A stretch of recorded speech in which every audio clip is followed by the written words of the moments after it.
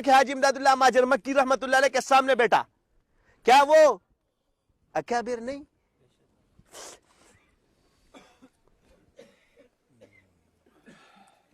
بعد میں چند پیدا ہو گئے علماء کرام میں ہمارے اختلاف ہو گیا، ذکر بالجہر حلقے بدعت ہے، اکابرین کر رہے بدعت، تو تم کس کو بدعتی کہہ رہے ہو؟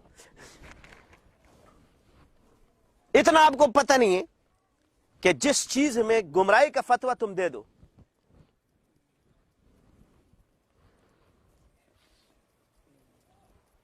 ذکر بالجہر بدعت ہے۔ حضرت گنگوئی رحمت اللہ علیہ سے سوال کیا گیا ہے، دیکھو جس مسلک میں جو مسلک ہے وہ اس میں افضل ہے، اختلاف ختم کرو، لڑائی چشت، سہروردیہ، قادریہ، شاذلیہ میں ذکر بالجہر افضل ہے، کیا ہے؟ اور نقشبند میں ذکر خفی افضل ہے۔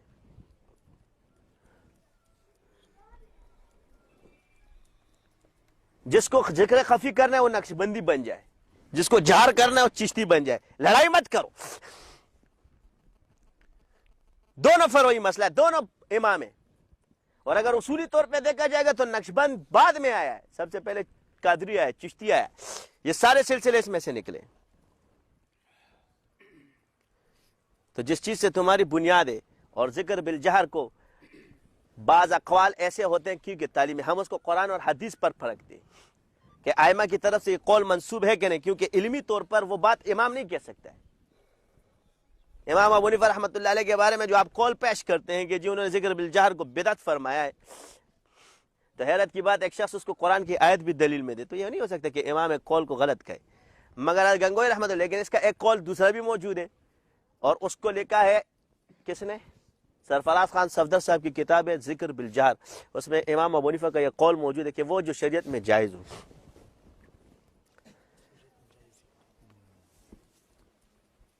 مگر حضرت گنگوئی رحمۃ اللہ علیہ سے کسی نے سوال کیا، فتاوی رشیدیہ کے اندر یہ فتویٰ موجود ہے، جا کے پڑھ لینا، پھر دونوں کا موازنہ کرنا، جس عالم نے اس کو بدعت کا اور جس نے اس کو جائز کرا، ان کے درجے کا موازنہ بھی کر لینا، پھر تمہاری مرضی ہے جس کو اختیار کرو۔ تو مگر اس کو بڑا سمجھتے ہو تو چھوڑ دینا۔ تو فرماتے ہیں کہ حضرت ذکر بالجہر کو امام ابو حنیفہ نے بدعت لکھا ہے، یہ دلیل کہاں تک صحیح ہے؟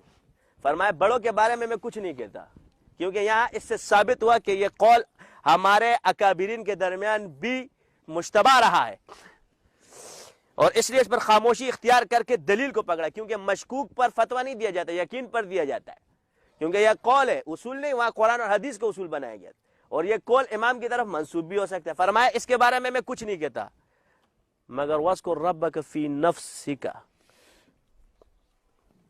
تَضَرُّعًا وَخُفْيًا وَدُونَ الْجَهْرِ، یہاں سے ذکر بالجہر ثابت ہے۔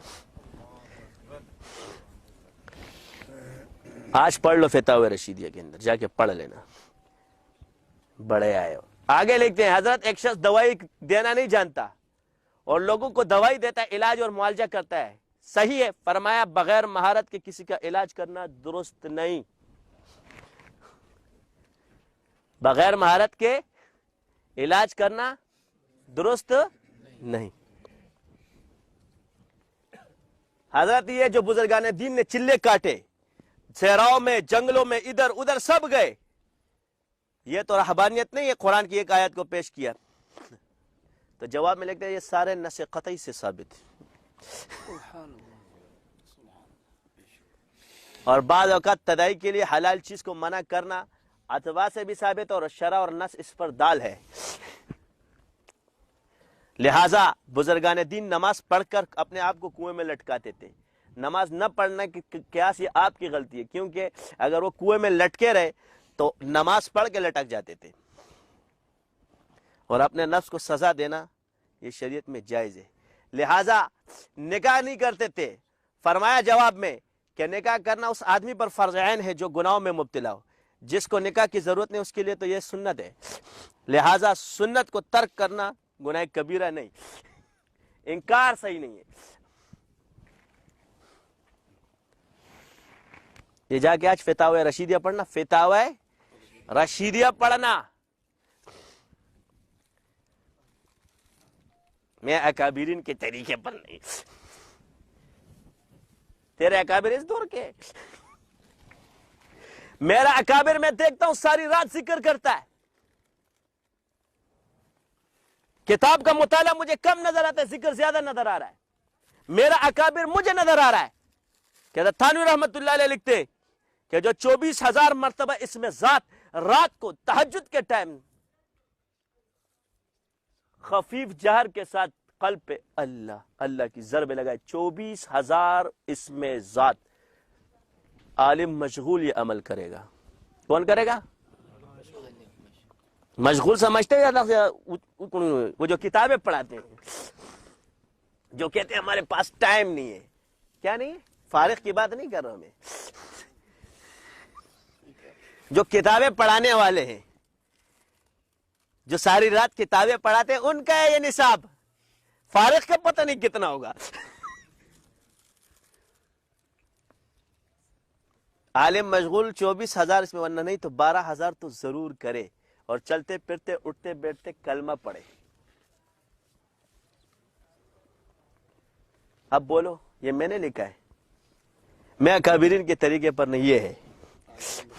راتوں کو مطالعہ کرتے ہیں, دن بھر پڑھاتے ہیں. ہاں نا, حضرت تھانوی رحمت اللہ علیہ کو پتہ نہیں تھا کہ یہ بھی ذکر ہے. ان کو پتہ تھوڑی تھا کہ اس کو ذکر بولتے ہیں. بخاری پڑھانا بھی ذکر ہے, کتابیں پڑھانا بھی ذکر ہے, یہ ان کو نہیں پتا تھا, اس لیے یہ ذکر لکھ دیا.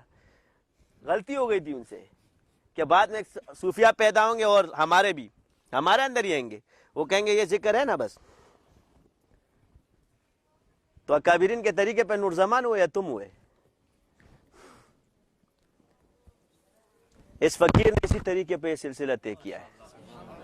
اور ایک اور کرامت بتاؤں حضرت تھانوی رحمت اللہ علیہ کی. سلسلہ چشت طے کرنا حضرت تھانوی رحمت اللہ علیہ کے طریقے پہ کرنا, 40 دن کے اندر نسبت منتقل ہوتی ہے. اتنی جاذبیت ہے کہ آپ سوچ بھی نہیں سکتے. سلسلہ چشت میں اللہ نے ایسا تجدید ان کو عطا کی تھی کہ فوراً نسبت حصول ہو جاتا ہے اس کا. اور میں جس کو منتقل کرتا ہوں بخار تو اس کو چڑھ ہی جاتا ہے بیچارے کو. یہ ایسے نہیں ہے بڑا, کسی کو 40 دن بخار ہوا ہے, ایک ٹائم میں پھر استاد جی جب سے آپ نے, میں نے کہا چھوڑو. اس لیے میں نے یہ ذکر کرانا تھوڑا کم کیا تم لوگوں پر.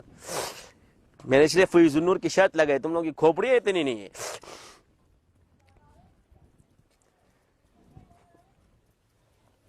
یہ ایسا آسان کام نہیں ہے.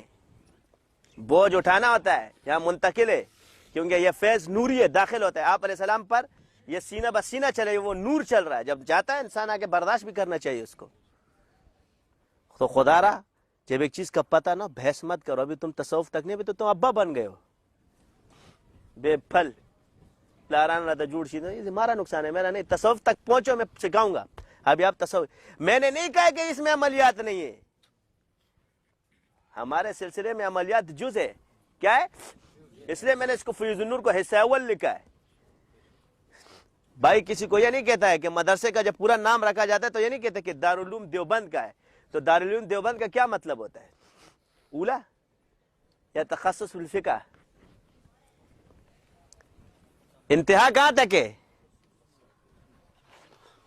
تو آپ یہ کیوں نہیں کہتے کہ نہیں اولا کو دارالعلوم دیوبند بولو؟ درس نظامی کا جو اولا ہے, صرف و نحو, یہ درس نظامی سے باہر ہے. اور اگر کوئی اس کو کل سمجھ لے تو غلطی کون کر رہا ہے, میں کر رہا ہوں یا وہ کر رہا ہے؟ تو کورس اور نصاب مکمل اس سے اس کو کہتا ہے کہ جب سلسلہ نقش بندیہ شاذلیہ کہہ دیا گیا ہے تو آپ جب تک نقش بند کے اسباق نہیں طے کرو گے, ابھی آپ نے سلسلہ طے نہیں کیا ہے. رہی خلافت تو یہ اشارہ من جانب اللہ ہے. تو خلافت کے بعد تخصص فی التصوف بھی کرو نا. ایک ہوتا ہے خلیفہ, تو خلیفہ کرے گا تخصص فی التصوف.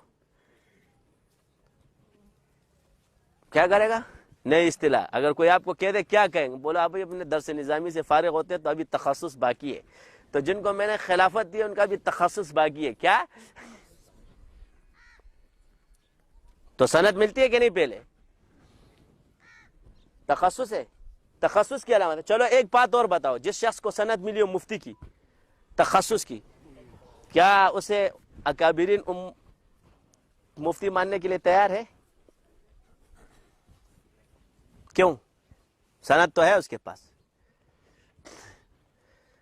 تو پھر خلیفہ کو تم لوگ ولی ماننے کے لیے، خلافت علامت ولایت نہیں ہے، کمال کی علامت نہیں ہے، ہاں پودے کی علامت ہے کہ تو پودا بن گیا ہے، کیونکہ کزرن اخرج میں شامل ہو گیا ہے۔ اب شطأ فآزر فاستغلظ فاستوى علی سوقی پر آئے گا تو جب تو استقامت پھلدار درخت بن جائے گا، تو بھائی پھل جب تو پھلدار درخت بن جائے گا تو کیا کسان تیرے سے پھل نہیں کھائے گا؟ کھائے گا کہ نہیں کھائے گا؟ بس یہ ہمارا پھل ہے۔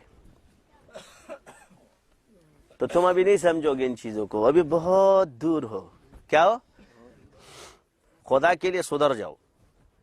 میں تمہیں ایک دم نہیں ہے، مجھے وہ طریقہ بتا دو کہ اگر وہ آپ کو آتا ہے کہ ایسا اگر نظام اللہ نے بنایا ہے کہ یہاں سے انڈا نکلے اور باہر مرغا بن جائے،